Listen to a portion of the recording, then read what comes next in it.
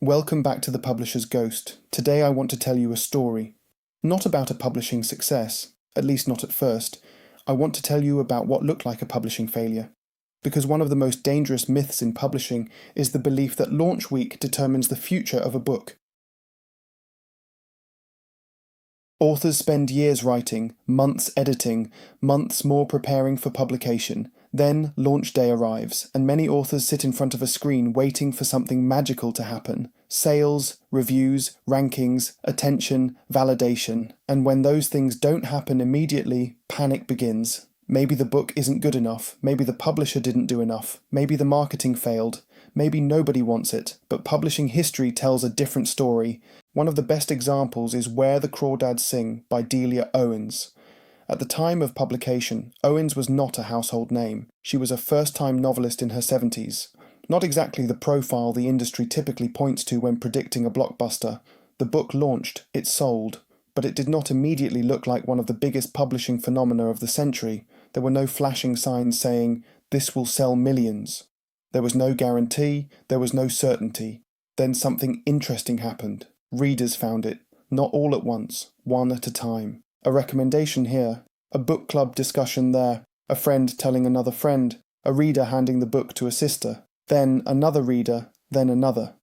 Word of mouth began doing what no marketing campaign can fully manufacture. It began creating trust. The industry often talks about marketing. Marketing matters, but there is something even more powerful: reader advocacy. When a reader loves a book enough to recommend it without being asked, that is the most valuable marketing in publishing. And it cannot be purchased, it must be earned. As the months passed, Where the Crawdads Sing kept growing. Then it kept growing some more.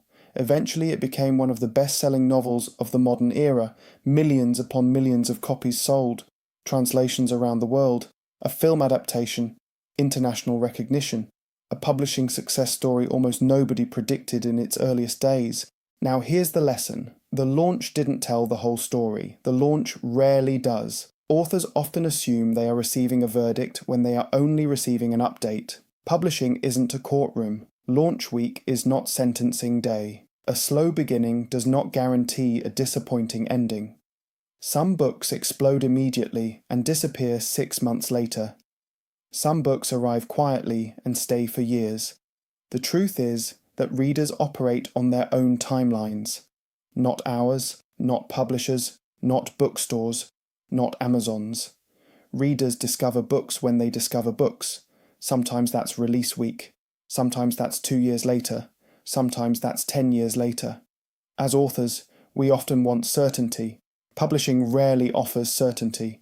Publishing is not a system of certainty. It is a system of possibility. And that distinction is far more powerful than most authors realize. So if you're looking at your sales dashboard, if you're staring at your launch numbers, if you're wondering whether your book has a future, remember this. Some of the biggest publishing success stories in history did not announce themselves on day one. Sometimes a launch that looks like a failure is simply the first chapter of a much larger story. Thank you for watching. If this resonated with you, please like this video and share it with a fellow author who needs to hear it. I'm the Publisher's Ghost, and until next time, keep writing, keep believing, and remember, a slow launch is not a verdict. It's the first chapter.